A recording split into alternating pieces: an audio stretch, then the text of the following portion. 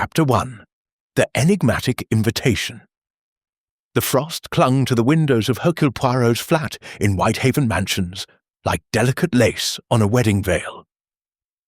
It was the 3rd week of December, and London lay under a thin blanket of snow that muffled the usual clamour of the city. Inside, a small fire crackled in the grate, casting golden reflections across the polished furniture.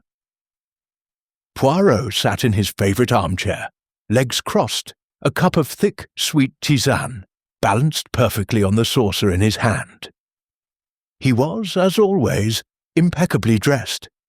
A dark 3-piece suit, a spotless white shirt with a discreet pin, and a silk tie the colour of Burgundy wine. His famous moustaches, magnificent, symmetrical, and waxed to perfection, twitched slightly as he read the letter that had arrived that morning. The envelope had been heavy, cream-coloured, sealed with scarlet wax bearing the impression of a stylized stag rampant. The paper inside was equally luxurious, watermarked, and the handwriting elegant yet forceful, as though the writer had pressed the nib deeply into the page. Scarlet Manor, Yorkshire. 15th of December. My dear Monsieur Poirot, I have followed your exploits for many years with the greatest admiration. Your reputation as the finest detective of our age is, I believe, entirely deserved. It is for this reason that I now appeal to you in a matter of the utmost delicacy and urgency. My family, the Harringtons, have owned Scarlet Manor since the time of Elizabeth I. With the estate comes an ancient legend, some call it a curse, that has haunted us for centuries. On Christmas Eve, at the stroke of midnight, a scarlet apparition is said to appear, bringing death to one who bears the Harrington blood. In the past, these deaths have been dismissed as tragic coincidence. But this year, I fear the danger is real. I will not trouble you with the full history in a letter. Suffice it to say that old rivalries, questions of inheritance, and secrets long buried are stirring once more. I find myself unable to trust those closest to me, and I require an impartial mind of genius to observe, to listen, and, if necessary, to prevent tragedy. I therefore invite you to spend Christmas with us at Scarlet Manor. The house will be full, my children, my nephew, a handful of guests. The snow is already deep in Yorkshire, and the manor is remote, but my chauffeur will meet any train you specify at York Station. You will want for nothing. Only, I beg you, bring your little grey cells. I place my trust, and perhaps the lives of my family, in your hands. Yours sincerely, Edward Harrington. 7th Baron Harrington of Scarlet Poirot laid the letter upon the small table beside him and stared into the fire. His green eyes, bright and feline, narrowed thoughtfully. "A curse," he murmured to himself in French. "Une malédiction. How very English." He sipped his tisane, considering. He had no great love for the English countryside in winter. The damp, the cold that seeped into the bones, the inevitable plum pudding. He shuddered delicately. Yet the letter intrigued him deeply. First the tone, polite, but edged with genuine fear. Lord Harrington was clearly a proud man, unused to asking for help. To write so openly to a stranger suggested desperation. Second, the mention of inheritance and old rivalries. Where there was a title and an estate, there was almost always greed. And greed, Poirot knew, was the most reliable motive in the world. Third, the scarlet wax seal. A small detail, perhaps, but Poirot never ignored details. Scarlet was mentioned twice in the letter, Scarlet Manor and the scarlet apparition. Coincidence? No. Symbolism, rather, or warning? He rose and crossed to the window, gazing down at the muffled street below. A newsboy shouted something indistinct about fresh snow in the north. Yorkshire would be buried already. Poirot returned to his chair and picked up the letter again. He read it a third time, slowly, savouring each phrase.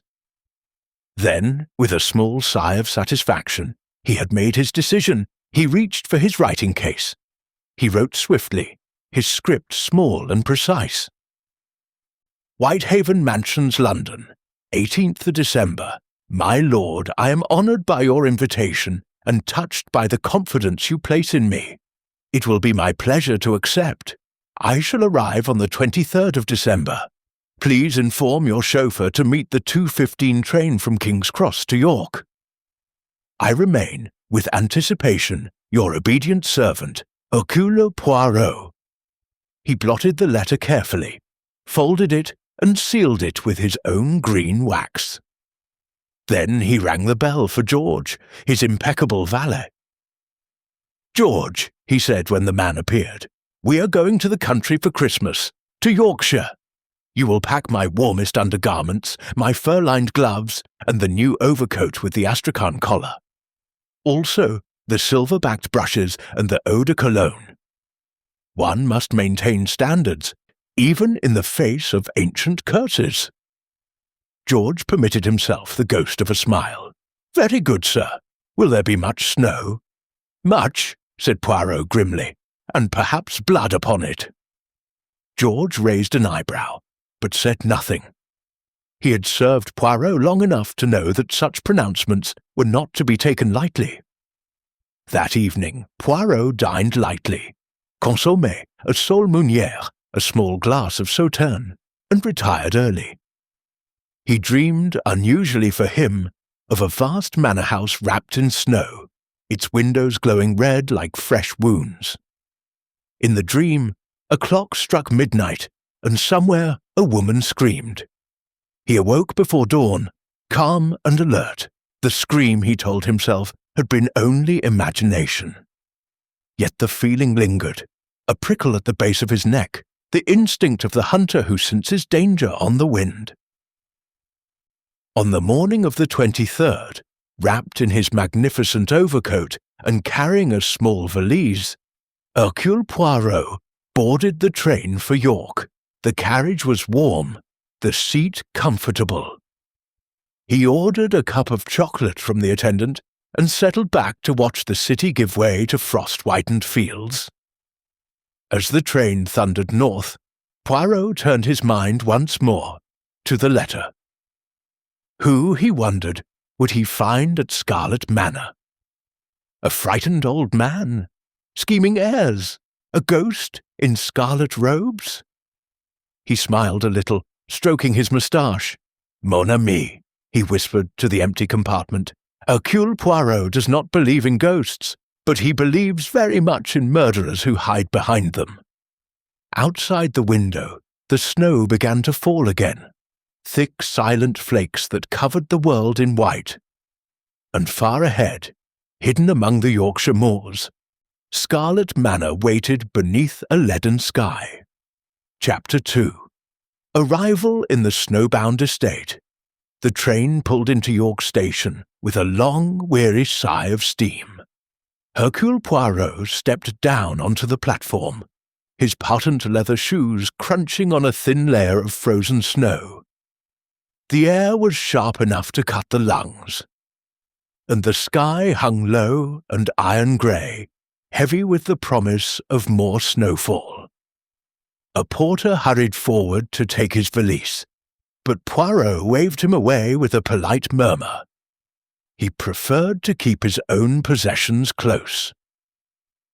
At the barrier, a tall chauffeur in dark green livery stood waiting beside a gleaming Rolls-Royce Phantom.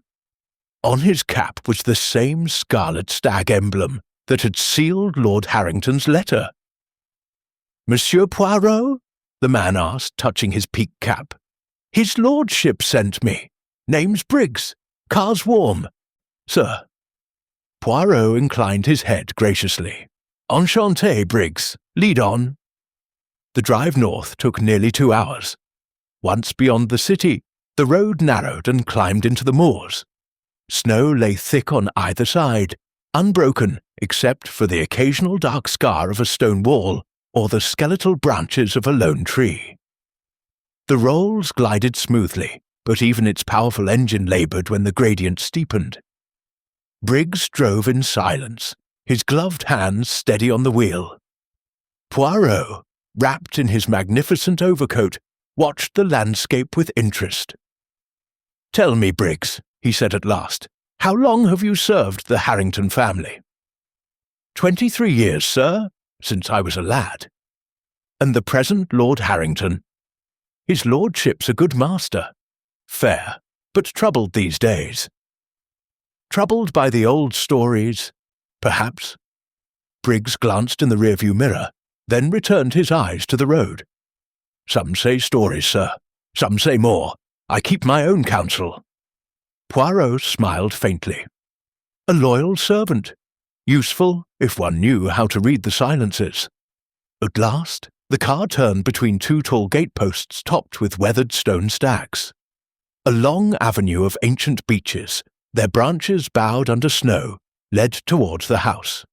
Scarlet Manor rose suddenly out of the white landscape. A great Jacobean pile of dark red brick, its chimneys smoking against the bleak sky, tall mullioned windows glowing with lamplight. Ivy clung to the walls, black against the snow. Even at a distance, the house seemed to brood. As the car crunched to a halt before the front doors, those doors opened and light spilled out. A butler appeared, tall, thin, silver-haired, followed by Lord Harrington himself. Edward Harrington was older than Poirot had pictured. Perhaps 70, lean and erect, with a hawk-like face and keen grey eyes. His hair was white, but his eyebrows remained dark and fierce. He wore a tweed suit and carried a stick, though he did not seem to lean on it. "Monsieur Poirot," he called, voice carrying clearly across the snow. "Welcome to Scarlet Manor. Come in, you must be half frozen." Poirot descended and shook the offered hand. The grip was firm, the palm dry and warm. "My lord, you are most kind. The journey was comfortable."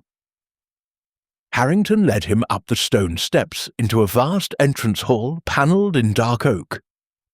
A huge log fire roared in the grate, and the air was scented with pine and beeswax.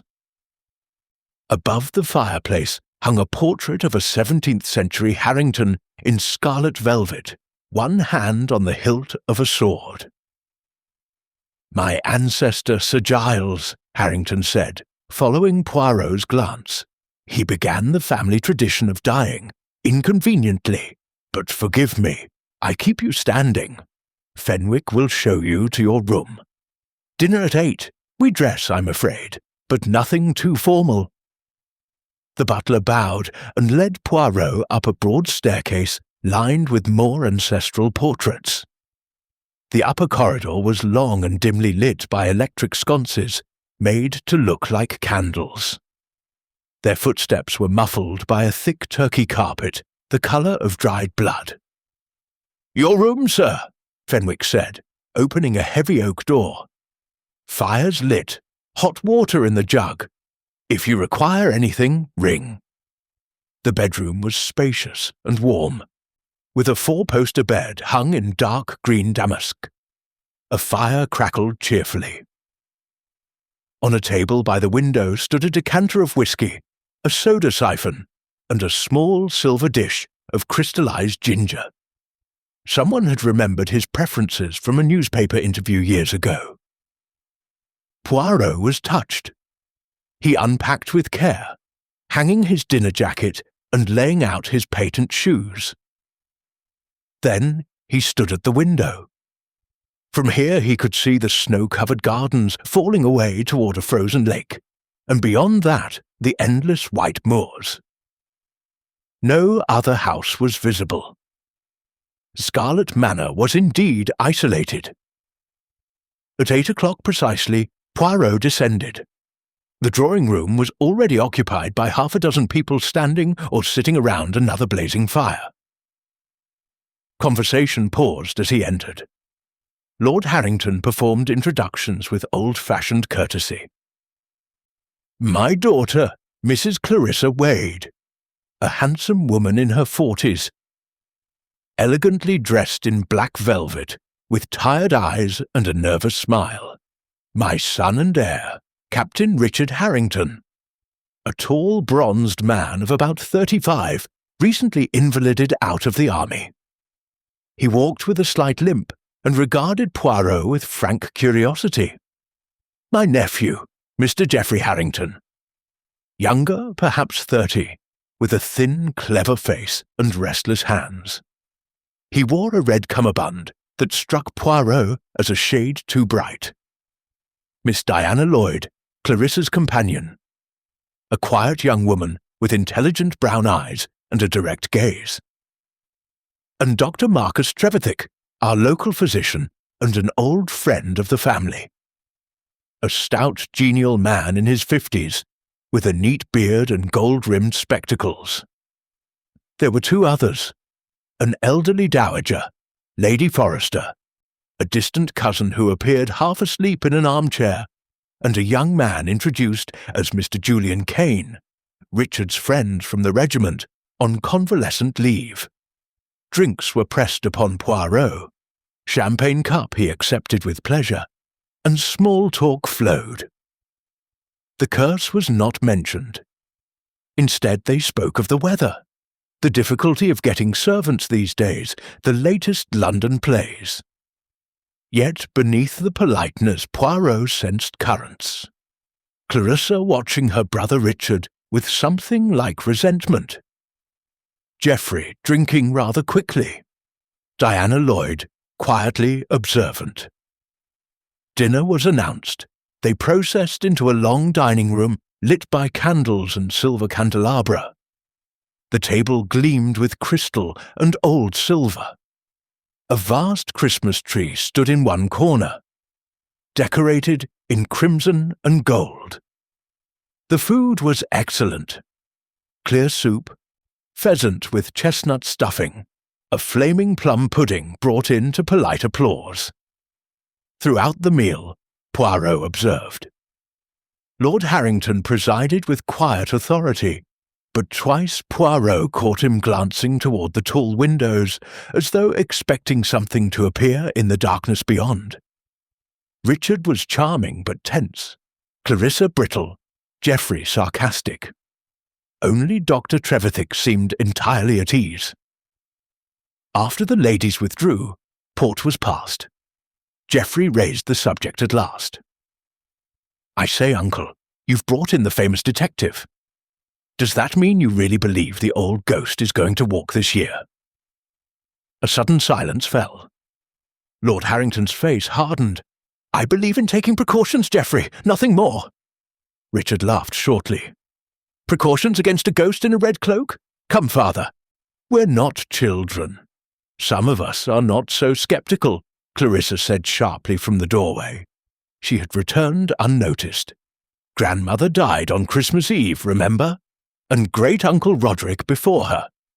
Heart failure and a riding accident, Richard retorted. Both at midnight, Clarissa said. Poirot sipped his port and said nothing. The tension in the room was palpable now, like the hush before thunder. Later, as the party broke up, Lord Harrington drew Poirot aside in the hall. You see how it is, Monsieur Poirot. Old fears, old quarrels. I do not ask you to believe in ghosts, only to watch. And if anything untoward occurs, to use those famous little grey cells. Poirot bowed. I am entirely at your service, my lord. Upstairs, in the quiet of his room, Poirot prepared for bed. The house was silent now, save for the occasional creak of old timber. He stood at the window again. Snow had begun to fall once more, thick silent flakes blotting out the moon. Somewhere in the corridor, a clock struck 11. Poirot stroked his moustache thoughtfully. Curious, he murmured. Very curious indeed. So many motives already. And the drama has scarcely begun. He turned away from the window, switched off the light, and climbed into the vast bed. But sleep did not come quickly. In the darkness, he listened to the old house settling around him. and to the soft, relentless whisper of snow against the panes. Far below, in the great hall, the fire burned low, and somewhere in the shadows, the scarlet stag on the family crest seemed almost to watch and wait. Chapter 3. The Legend Unveiled. Christmas Eve was still 2 days away, but Scarlet Manor already felt steeped in anticipation. Of festivities, yes, but also of something darker. The morning after Poirot's arrival dawned bright and bitterly cold.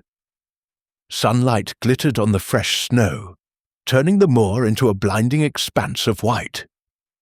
Inside the house, fires were stoked high, and the scent of evergreen and cinnamon drifted through the corridors. Poirot breakfasted alone in his room.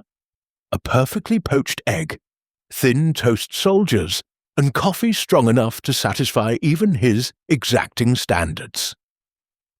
George, his valet, had travelled up by a later train and now unpacked with silent efficiency. When Poirot descended at 10 o'clock, he found the household already gathered in the long gallery, examining decorations. Great swags of holly and ivy had been hung along the panelled walls. Mistletoe dangled from the chandelier. Servants balanced on ladders, fixing crimson ribbons to the portraits of long-dead Harringtons. Clarissa Wade directed operations with sharp instructions, while Diana Lloyd handed her sprigs of greenery. Richard and Julian Kane were carrying in a second, even larger Christmas tree for the Great Hall. Geoffrey Harrington lounged against a window, smoking a cigarette and offering ironic commentary. Lord Harrington greeted Poirot warmly. "Sleep well, monsieur. The country quiet suits you, I hope."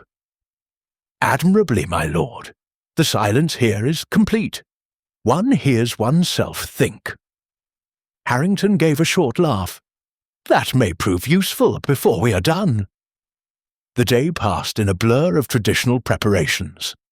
The cook consulting Clarissa about the Christmas goose, the village choir arriving to rehearse carols, parcels being wrapped in the morning room. Poirot moved among them like a courteous shadow, listening, observing. He noted how Clarissa's hands trembled slightly when she tied ribbon, how Richard avoided his sister's eyes, how Geoffrey drank 3 glasses of sherry before luncheon. At dusk, the sky clouded over again, and snow began to fall in large, lazy flakes. The household gathered early for dinner, for Lord Harrington had announced that tonight he would tell the full story of the Scarlet Curse. The dining table had been cleared of its usual severity.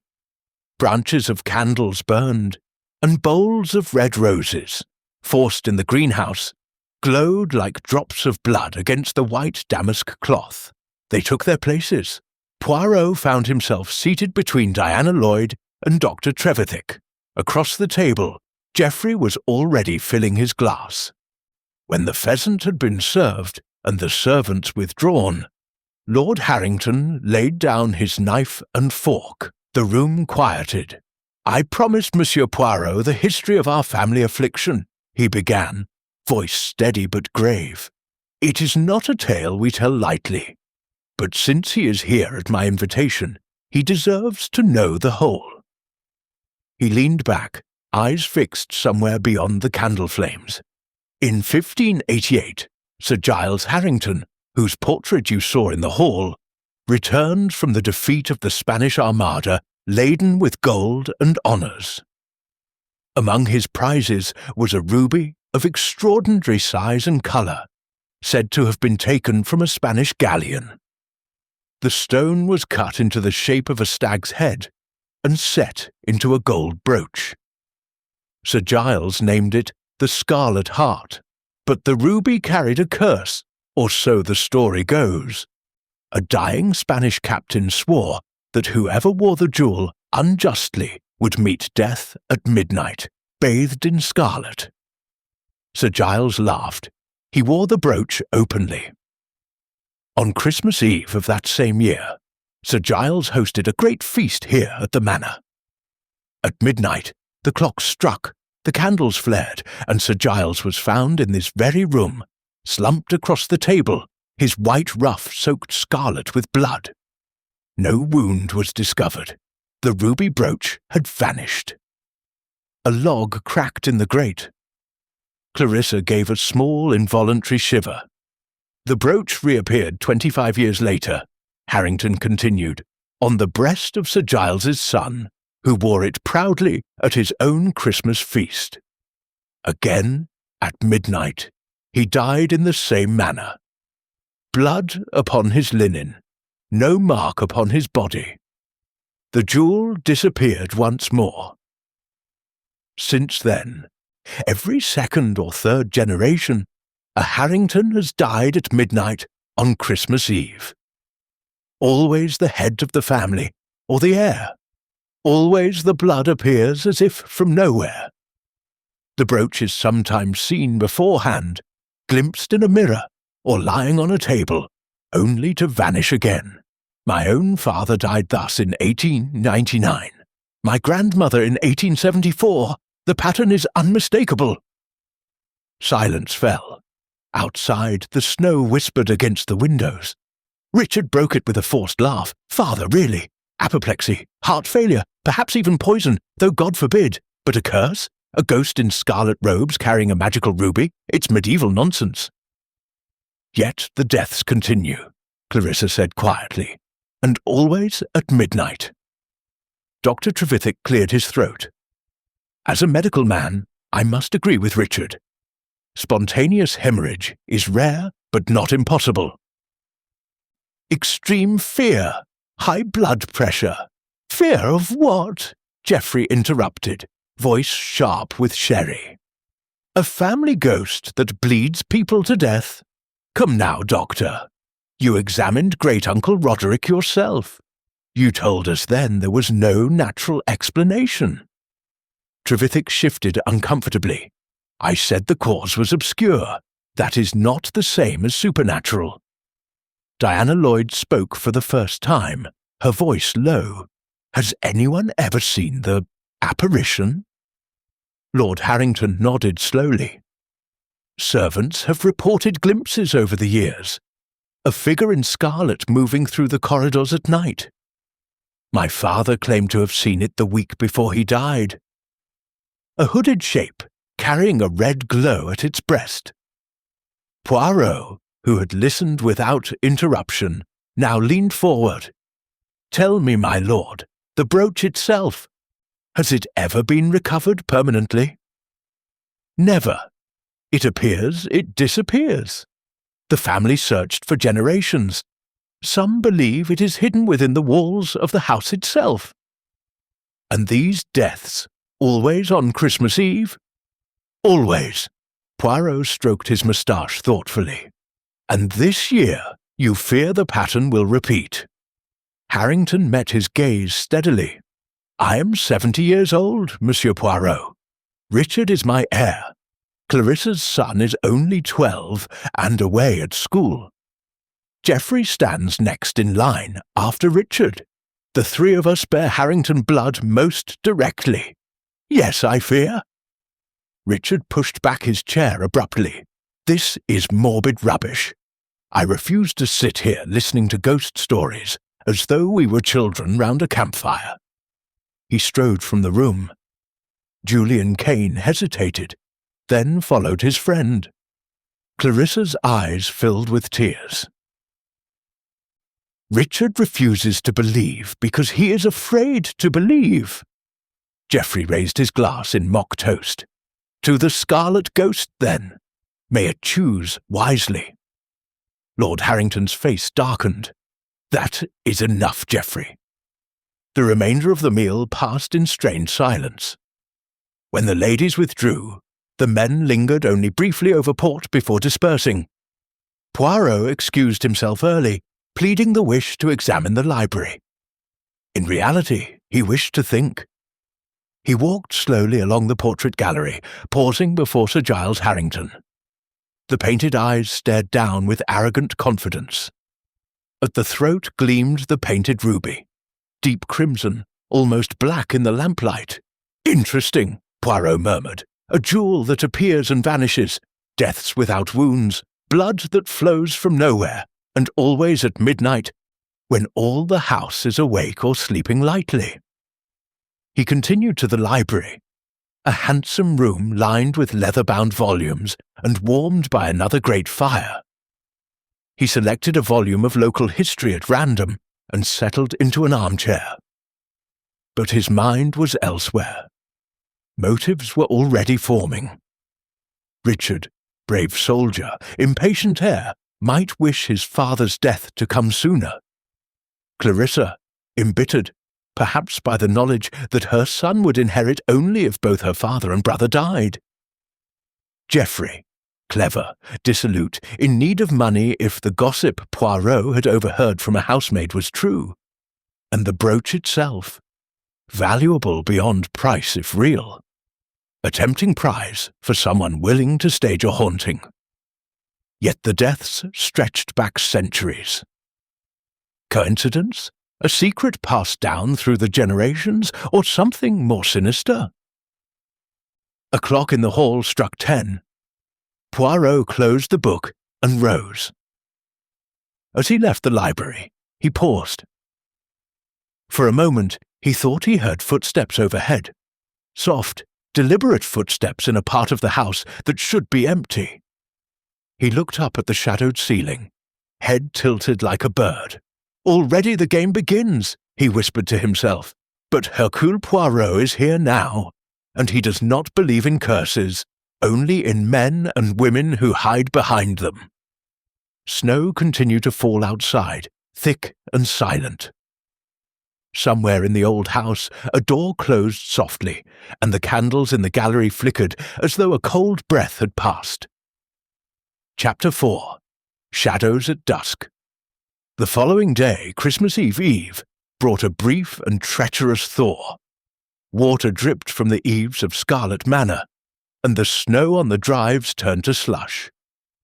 By midday, however, the wind swung round to the north again, the temperature plunged, and the slush hardened into treacherous ice.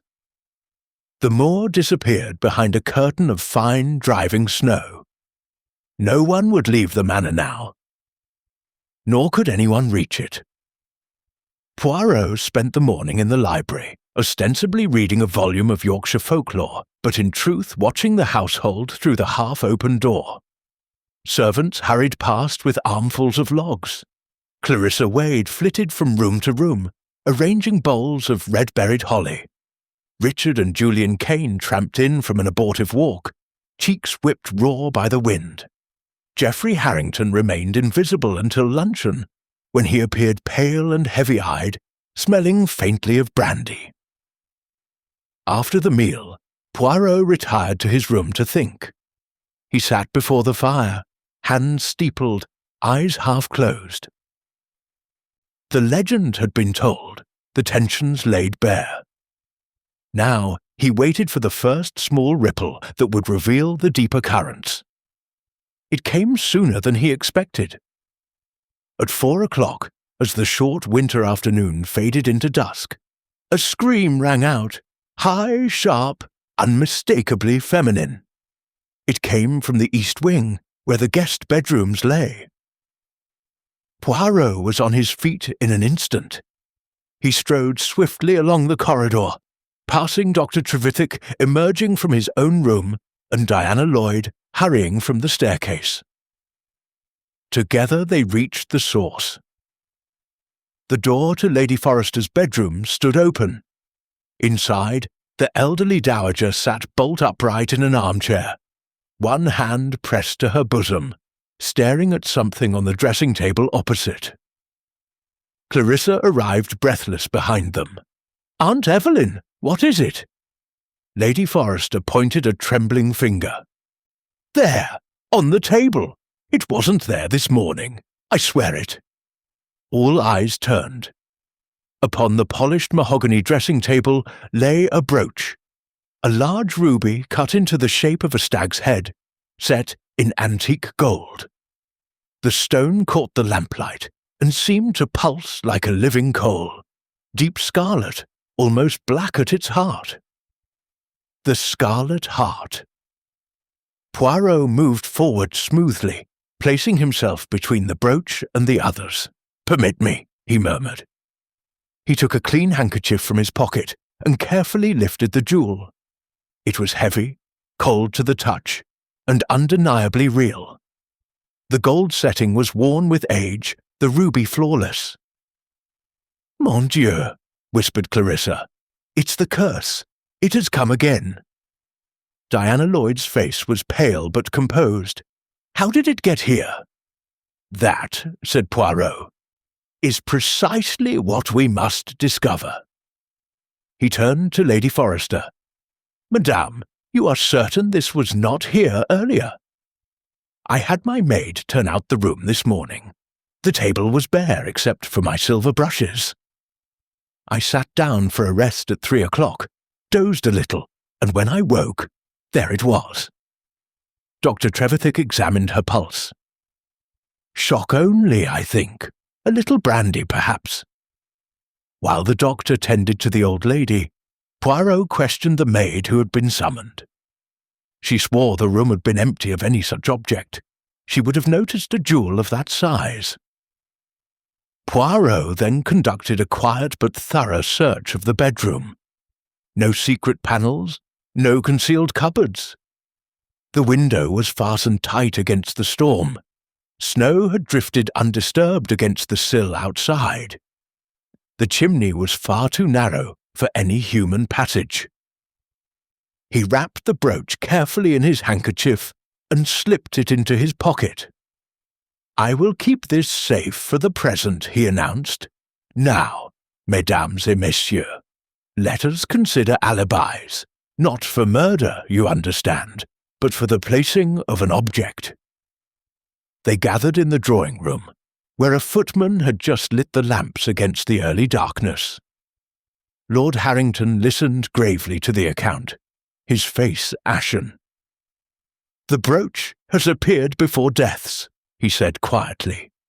"Always in the days preceding Christmas Eve." Richard Harrington snorted. "Someone's playing a damned silly trick. Probably Geoffrey. He's always short of money, and might hope to frighten us into settling his debts." Geoffrey, lounging by the fire with a cigarette, smiled thinly. "Dear cousin, if I possessed a ruby that size, I'd have pawned it in Bond Street long ago, not left it for Aunt Evelyn to find." "Where were you between 3 and 4 o'clock, Geoffrey?" Richard demanded. "In the billiard-room with Julian, as it happens. Ask him." Julian Kane nodded reluctantly. "True enough, we played 3 frames." "And you, Clarissa?" Richard turned on his sister. "I was in the still room with Diana, making potpourri. Half the kitchen staff can vouch for us."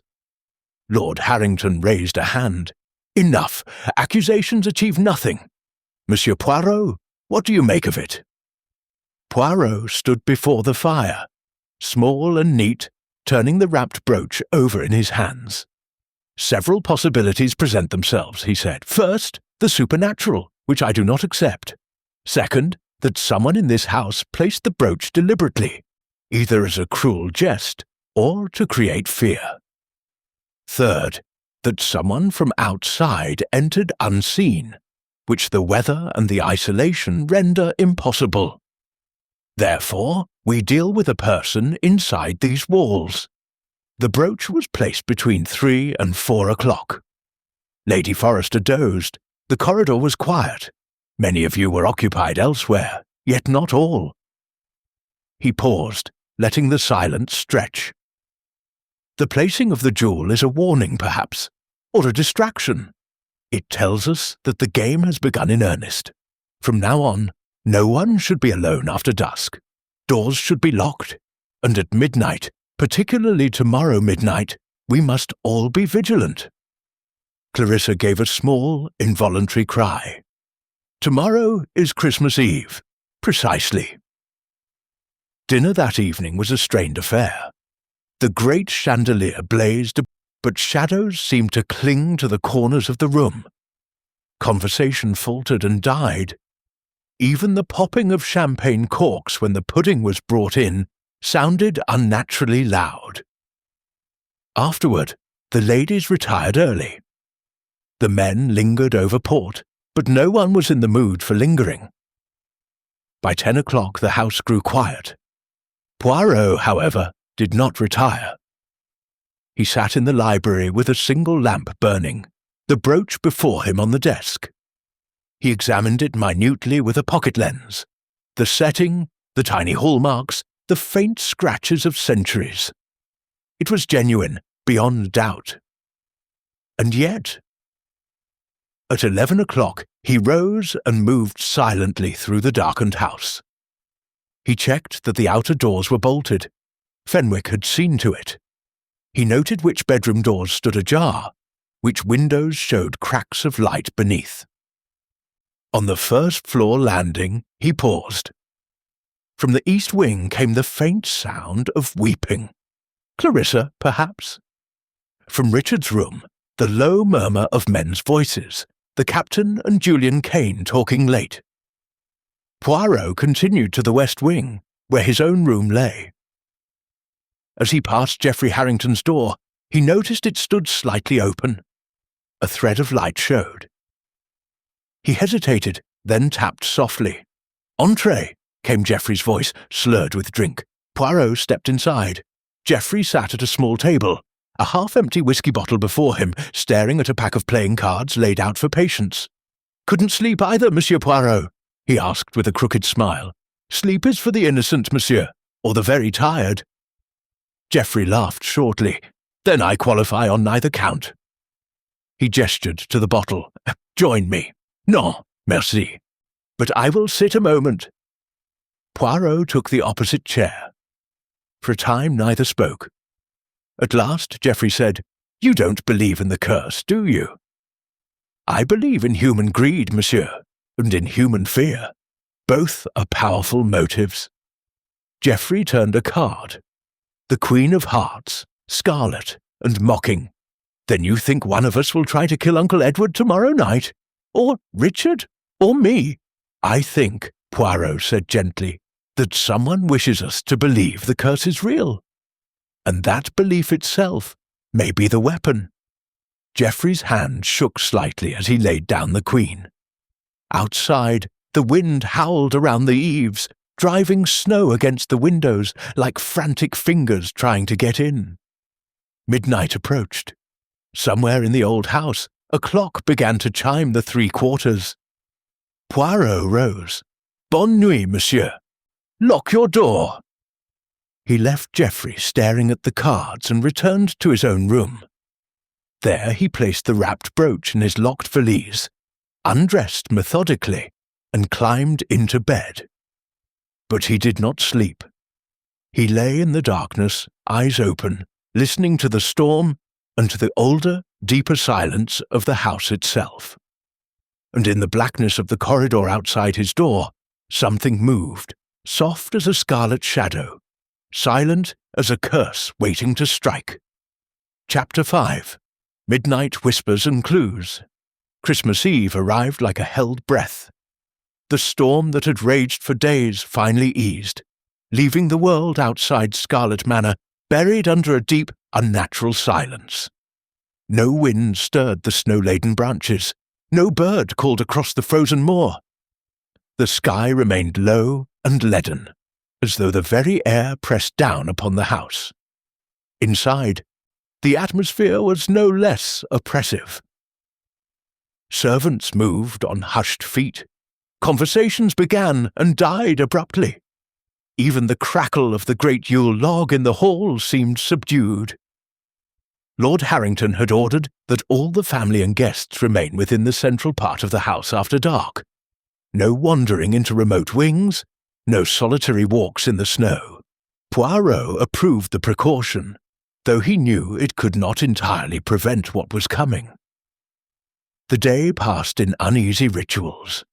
Gifts were exchanged in the morning room. Polite, expensive trifles that no one truly wanted. Carols were sung half-heartedly around the piano. Diana Lloyd accompanying with quiet skill while Clarissa turned the pages.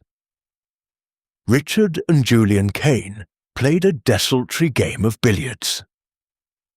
Geoffrey drank steadily. Dr. Trevithick dozed in an armchair with a medical journal over his face. Poirot spent much of the day in quiet observation. He noted how Clarissa repeatedly touched a small locket at her throat, how Richard's limp seemed more pronounced when he thought himself unobserved, how Geoffrey's eyes kept straying toward the long windows, as though expecting something to appear against the white expanse. At dusk, the house settled into deeper shadow. Lamps were lit early, their golden pools of light doing little to dispel the gloom.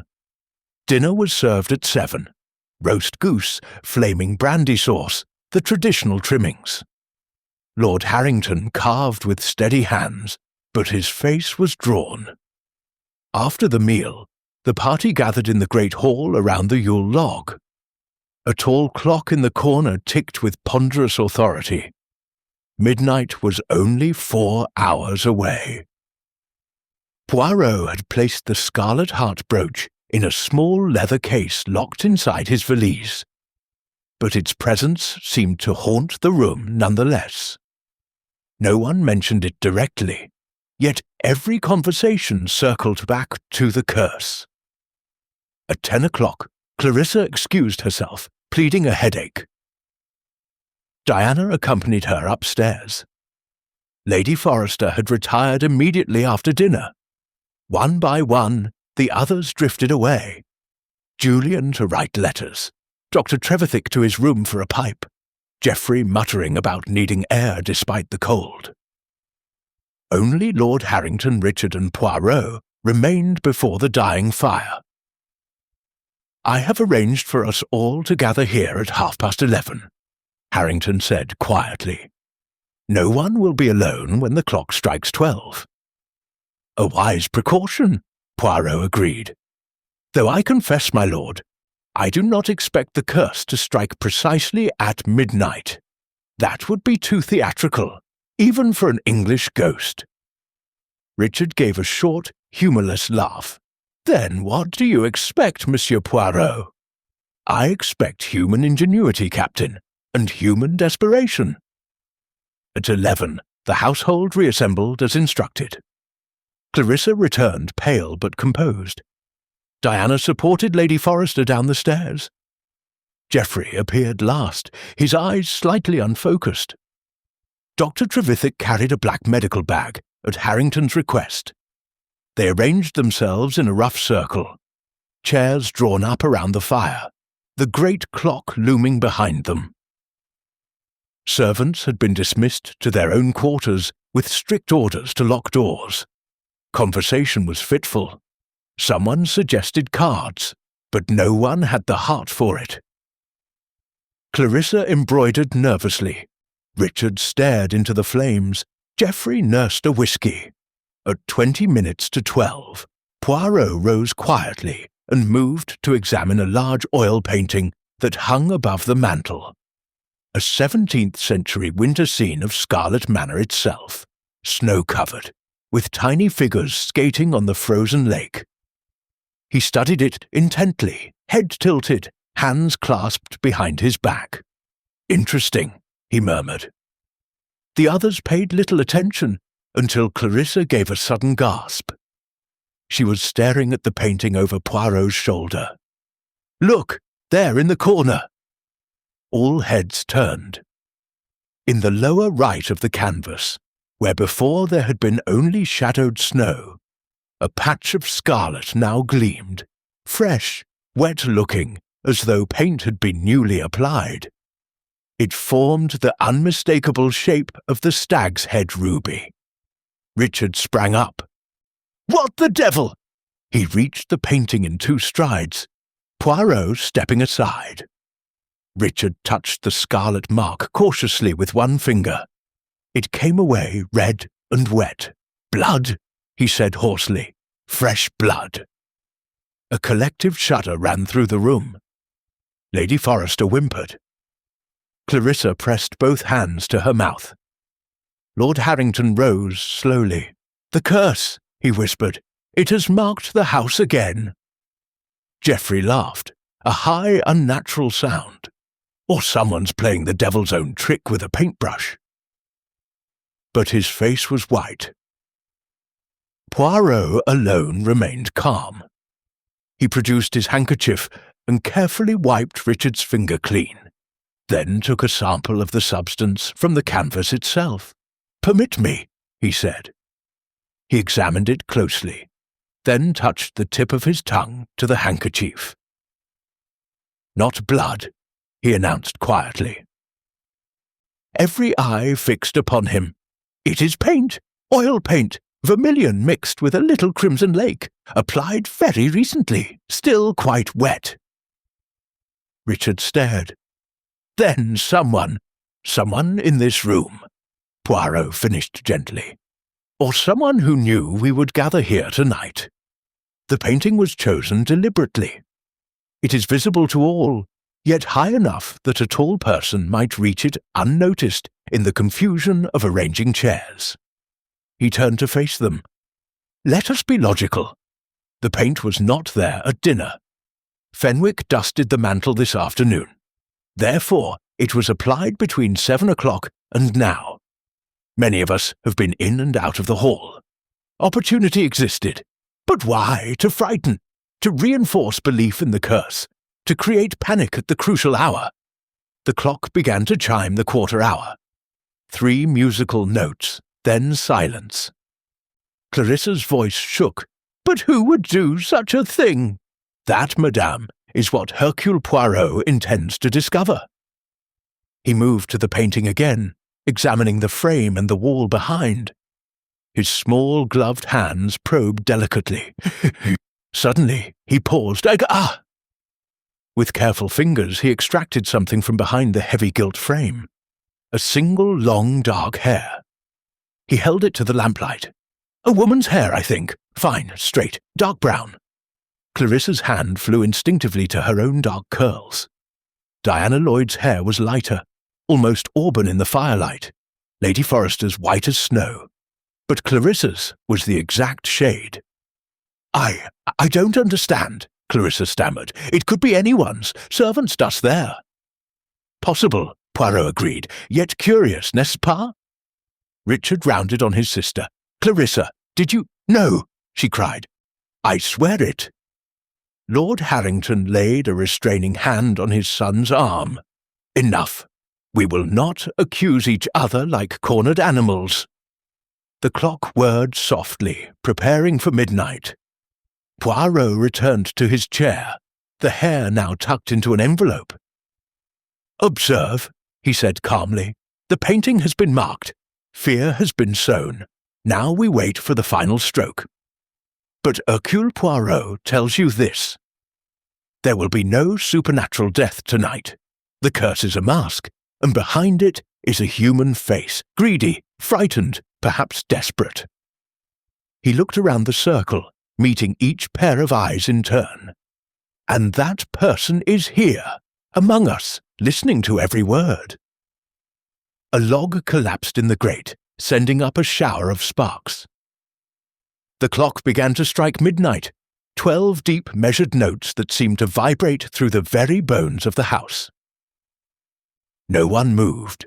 No scream broke the silence. No scarlet apparition appeared. When the last note died away, Clarissa gave a small, hysterical laugh that broke into a sob. Lord Harrington exhaled slowly. "It seems we are safe. For tonight," Poirot said softly. "But the game is not ended, only begun in earnest." He rose and bowed slightly. "Bonne nuit, mesdames et messieurs. Sleep if you can. Tomorrow, Christmas Day, we will speak again, and perhaps then the truth will be ready to reveal itself." One by one they dispersed, footsteps echoing in the sudden quiet. Poirot lingered last, watching the fire burn low. In his pocket, the envelope with the dark hair felt heavier than the ruby brooch itself. Outside, the snow had ceased, Moonlight silvered the drifts, and for a moment the old house seemed almost peaceful. But in the shadowed gallery above the hall, something scarlet moved, just a flicker, gone before the eye could catch it. Or perhaps it was only the reflection of dying embers on an ancient pane of glass. Chapter 6. Secrets Buried in the Snow. Christmas Day dawned white and blinding. Sunlight poured through the windows of Scarlet Manor, striking sparks from the icicles that hung like daggers along the eaves. The storm had passed in the night, leaving a profound stillness. No footprint marred the smooth expanse of snow that stretched from the house to the distant moor. Poirot awoke early, as was his habit. He performed his toilette with meticulous care, shaving, arranging his moustache, dressing in a dark suit with a discreet waistcoat of dove grey. Only when he was entirely satisfied did he descend for breakfast. The dining room was unusually quiet. Lord Harrington sat alone at the head of the table. A newspaper folded beside his plate, but unread. He looked up as Poirot entered. "Good morning, Monsieur Poirot. I trust you slept." "Indifferently, my lord. The little grey cells, they work even in sleep." Harrington gave a faint smile. "And what did they tell you this morning?" "That the crisis has not passed, only paused. Last night the curtain rose on the third act. Today we shall see more of the scenery." Richard entered then, followed by Julian Kane. Both men looked as though they had slept little. Clarissa and Diana appeared soon after, the former pale and drawn. Geoffrey was last, dishevelled, eyes red-rimmed. No one spoke of the previous night's events. Instead they discussed the beauty of the morning, the excellence of the kedgeree, the likelihood of the roads being cleared by Twelfth Night. It was a performance of English restraint, and Poirot admired it, even as he saw through it. After breakfast, Lord Harrington suggested a walk to the lake to take the air. The younger men agreed with forced enthusiasm. Clarissa declined, pleading the cold. Diana remained to keep her company. Lady Forrester and Dr. Trevithick stayed by the fire. Poirot, warmly wrapped in his astrakhan-collared coat and galoshes, joined the party. The snow was deep but crisp, and the four men, Harrington, Richard, Julian, and Poirot, made slow progress down the terraced gardens. Halfway to the lake, Poirot paused and bent down, brushing snow from a low stone balustrade. "Curious," he said. The others stopped. "What is it?" Richard asked. Poirot pointed to a faint indentation in the snow that had drifted against the stone, a single line, as though something narrow had been dragged across the surface. "A mark," Poirot said, "made since the snow stopped falling, perhaps in the small hours." He followed the line with his eyes. It led away from the house, toward a clump of rhododendrons near the boathouse. "Shall we investigate?" Harrington asked quietly. They did. Behind the rhododendrons, sheltered from the direct fall of snow, the marks became clearer. A narrow trench, no more than 6 inches wide, running in a straight line towards the lake. At intervals, small round depressions appeared on either side, footprints but strangely small and deep, as though made by a child or a woman wearing high heels. Poirot knelt, examining the prints carefully. "Made after midnight," he announced. "The edges are sharp, and see, the heel marks are deeper than the toes. Whoever walked here was carrying something heavy." Richard's face hardened. "Someone left the house in the night." "Impossible," Julian objected. "All doors were bolted from within. Fenwick checked them himself at 1 o'clock. Yet here are footprints leading away, Poirot said, "and none returning. Therefore, the person has not come back, or has concealed the return by another path." They followed the trail to the boathouse, a small stone building at the lake's edge. The door stood ajar. Inside, the air was damp and cold. A single rowing boat lay upturned on trestles, its oars stacked neatly. On the dusty floor, the narrow trench ended abruptly. Beside it lay a small bundle wrapped in dark cloth. Poirot unwrapped it carefully. Inside was a folded length of scarlet silk, old, faded in places, but unmistakably the colour of fresh blood. And beneath the silk, a small glass phial, stoppered with wax, containing a thick red liquid. Richard stared. "Good God!" Lord Harrington's voice was grim. "The ghost's robe! And blood!" Poirot lifted the phial to the light. "Not blood, I think. Too bright, too uniform. Perhaps the same paint used on the picture last night. Or something else." He stoppered the phial again and tucked both items into his pocket. "But how did this get here?" Julian asked. "Someone carried it out in the night, hid it, and intended to retrieve it later," Poirot finished. "Or to use it tonight, perhaps, when the house sleeps after Christmas dinner." They searched the boathouse thoroughly. In a dark corner behind the boat, Poirot found what he sought. A small folded sheet of paper, weighted down by a stone.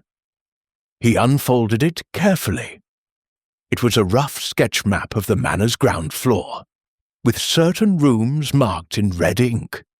The Great Hall, the library, Lord Harrington's study, and, most significantly, the bedroom occupied by Richard. At the bottom, in hurried handwriting, "Midnight, the old way." Poirot showed it to the others. Harrington's face was ashen.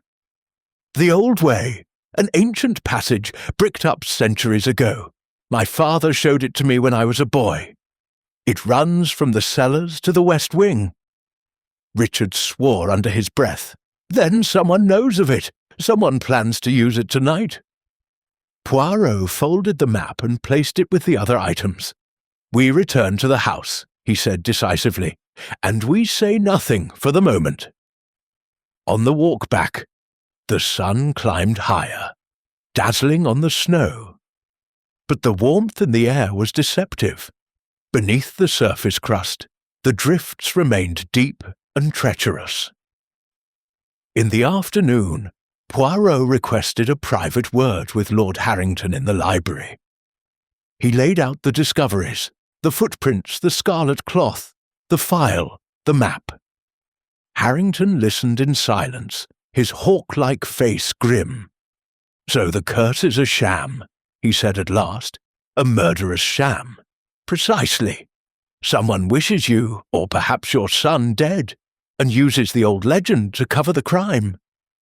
The scarlet apparition is no ghost, but a human being draped in that cloth, perhaps with the painted brooch at the breast to complete the illusion. And the deaths of past generations?" Poirot shrugged expressively. "Some may have been natural, seized upon to build the legend. Others, perhaps earlier murders, concealed in the same way.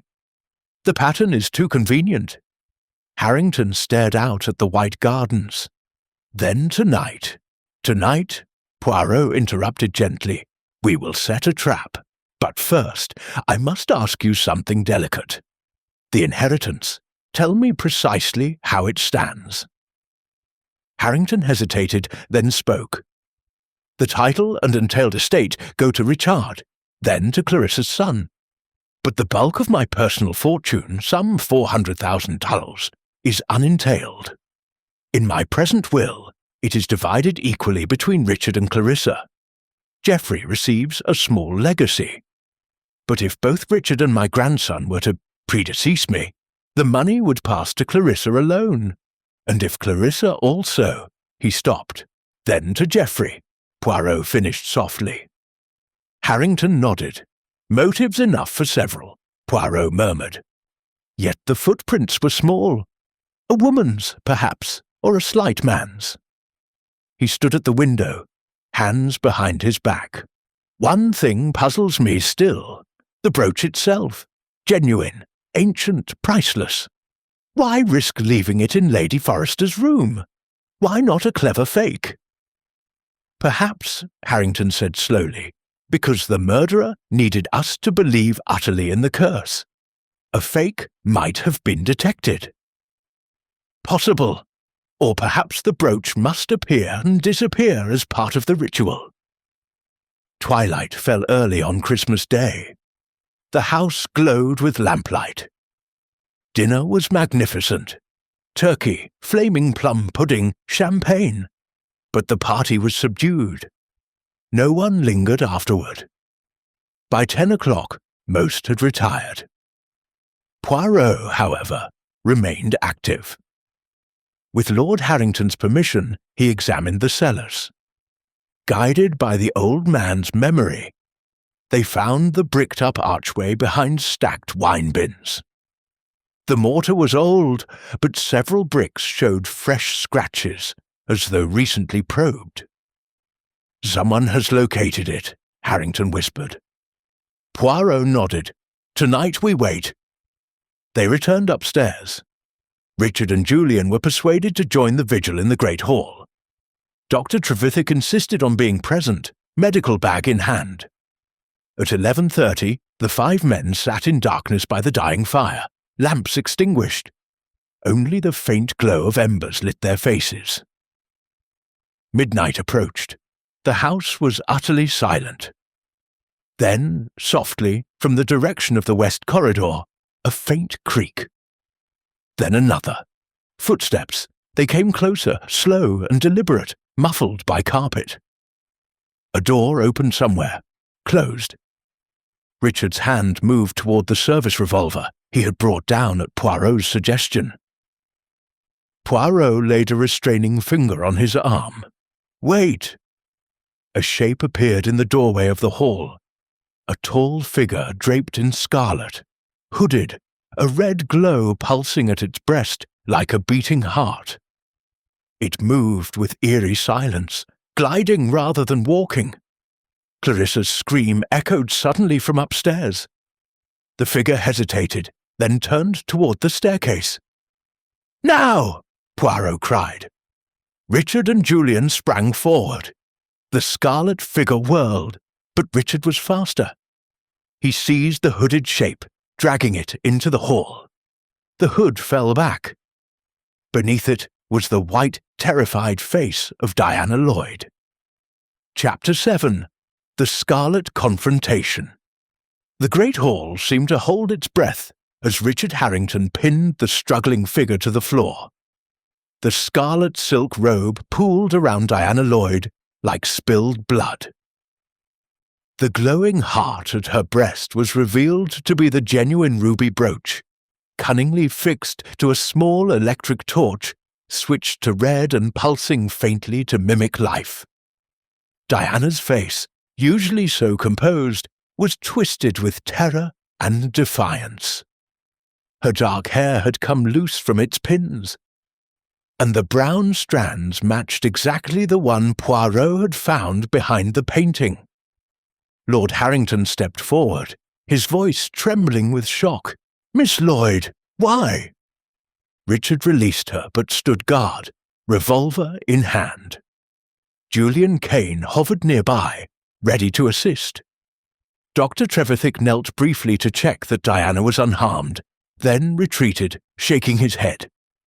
Poirot raised a small hand for silence. "Let her rise. We will hear the explanation here, in the light." Richard hauled Diana to her feet.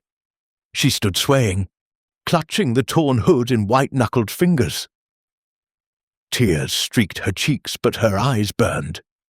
I did not mean murder," she said at last, voice breaking. "Only to frighten, to make you all believe the curse was real."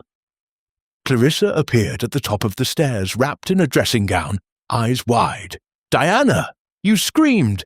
Then I heard voices. Come down, madame," Poirot called gently. it is time we all heard the truth." One by one the rest of the household assembled. Geoffrey from his room, brandy glass still in hand, Lady Forrester supported by Fenwick, the servants hovering anxiously in the doorway until dismissed by Lord Harrington. Poirot positioned himself before the great fireplace, the ruby brooch now resting in his palm like a drop of frozen blood. "Speak, mademoiselle," he said to Diana. "From the beginning." She drew a shuddering breath. "I came to this house 2 years ago as Mrs. Wade's companion. Clarissa has been kind to me, more than kind, but I have watched her suffer. Her husband left her nothing but debts. Her son will inherit the title one day, but little money unless Lord Harrington changes his will. Clarissa lives in dread that Richard will marry and produce an heir, cutting her boy out entirely." Clarissa made a small sound of protest, but did not deny it. Diana continued, voice gaining strength. "6 months ago, Clarissa showed me an old family letter hidden in the library, a confession from a Harrington ancestor in 1723. He admitted to staging the curse to murder his elder brother and secure the inheritance. He described the hidden passage, the scarlet robe kept in the attic, the trick of making blood appear through a chemical mixture in a glass phial crushed at the throat. The ruby was real, but the deaths were poison or strangulation concealed by the legend." Geoffrey whistled softly. "So the ghost was always a fraud." "Not always," Diana said bitterly.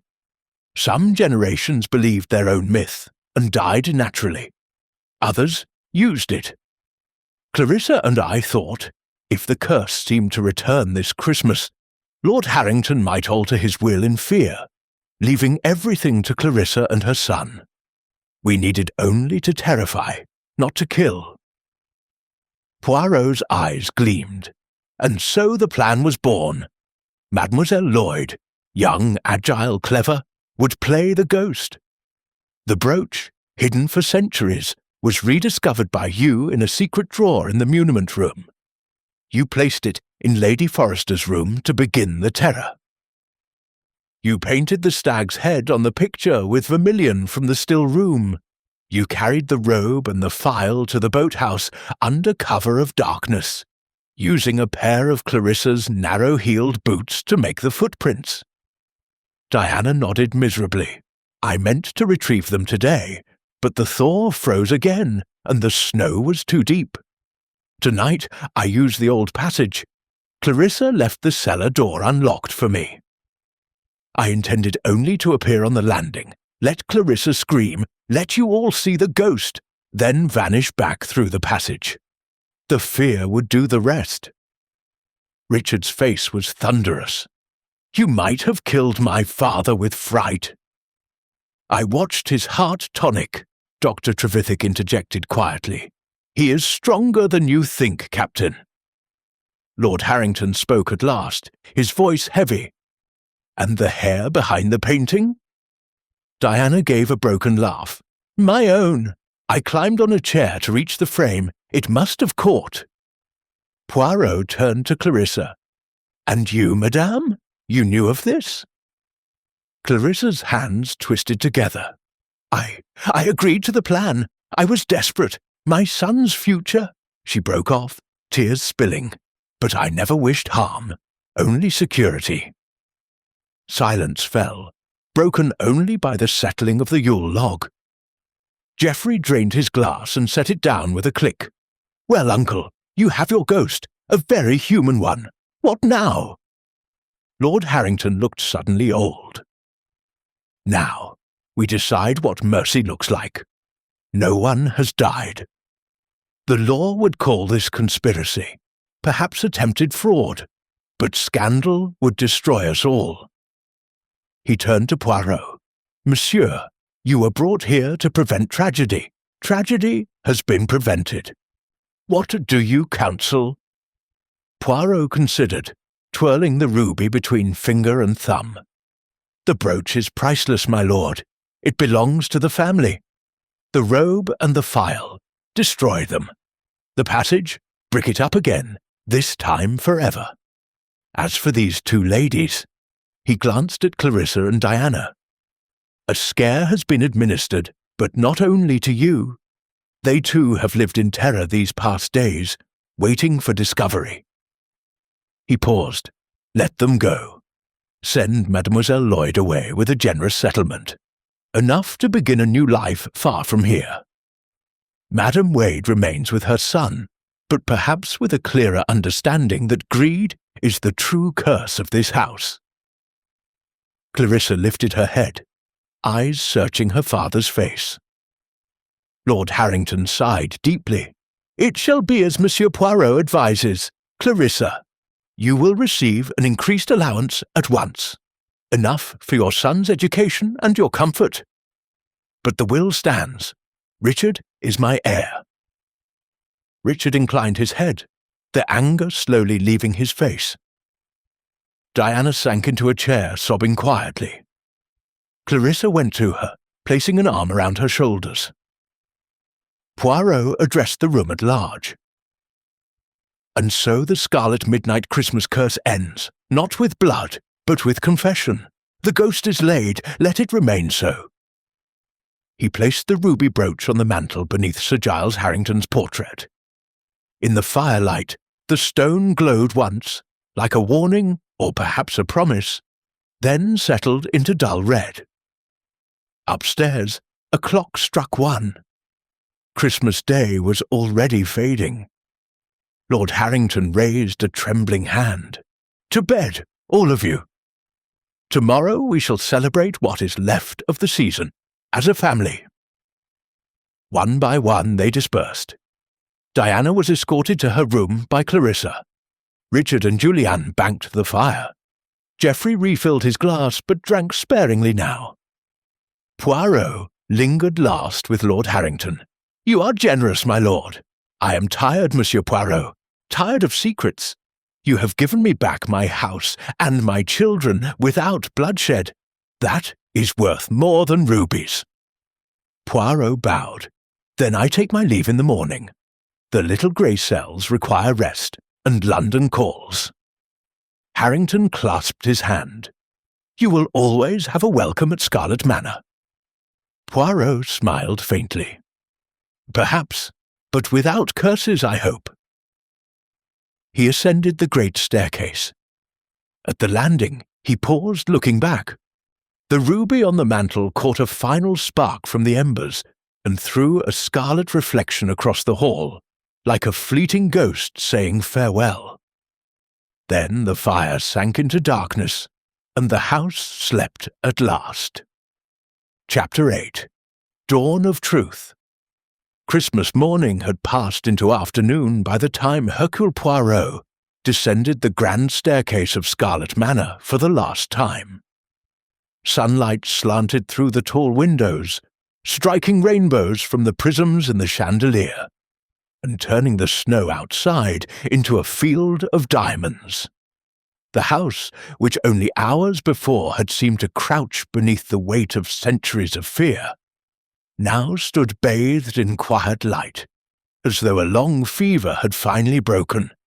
In the great hall, the Yule log had burned to grey ash. The ruby brooch still rested on the mantel beneath Sir Giles Harrington's portrait, but this morning it looked merely like a beautiful antique jewel. No longer a heart of blood, but simply a stone that had caused too much human suffering.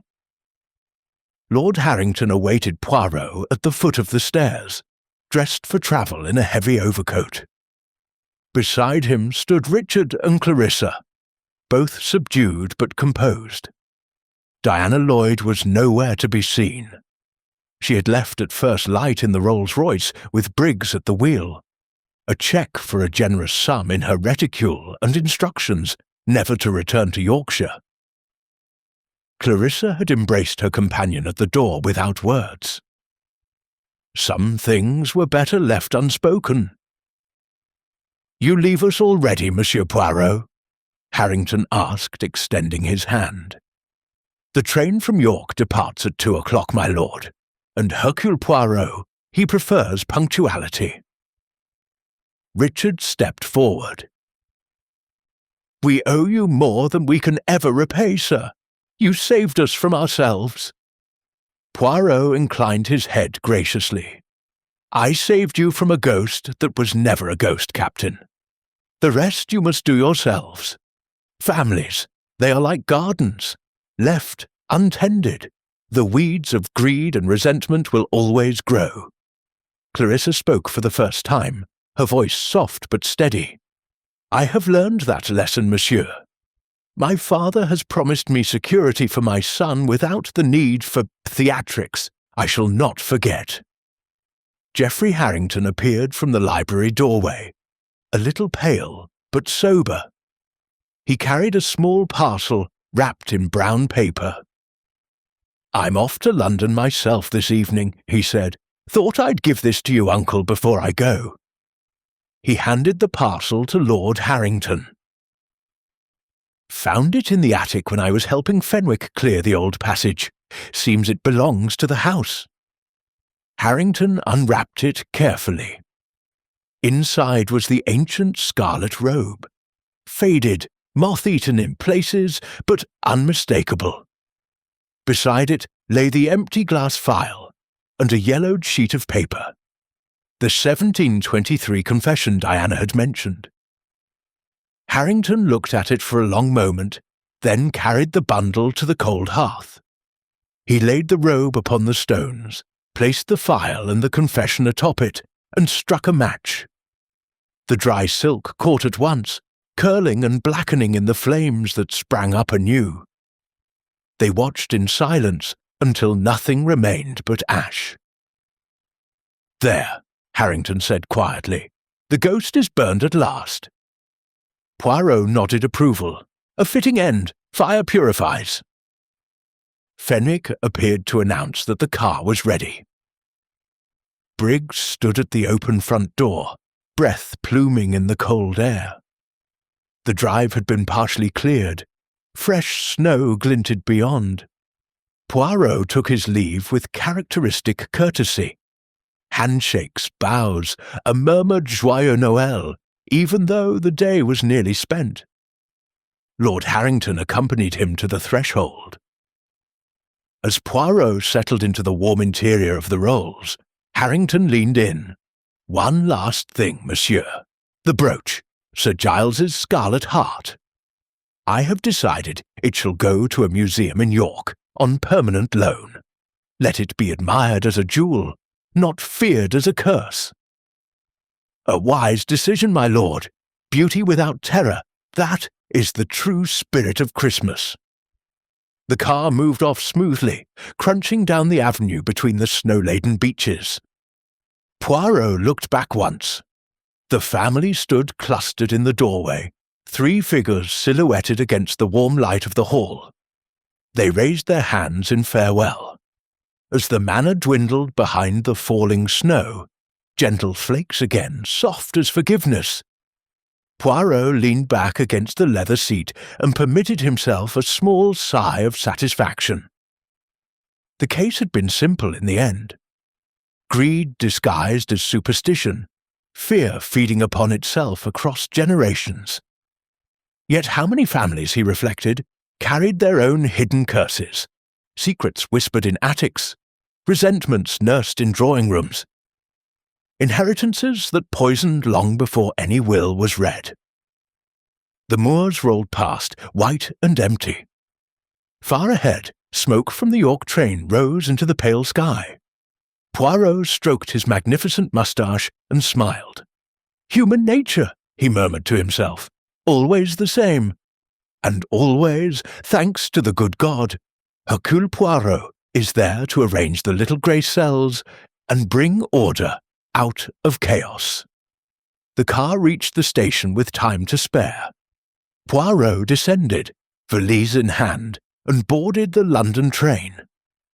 As it pulled away, he settled into his compartment, ordered a cup of chocolate from the attendant, and opened a small leather-bound notebook.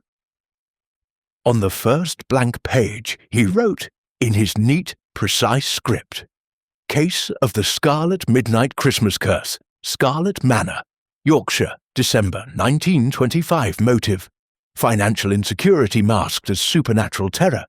Culprits: Mrs. Clarissa Wade and Miss Diana Lloyd. Method: revival of ancient family fraud using genuine ruby brooch and staged apparition. Outcome: confession.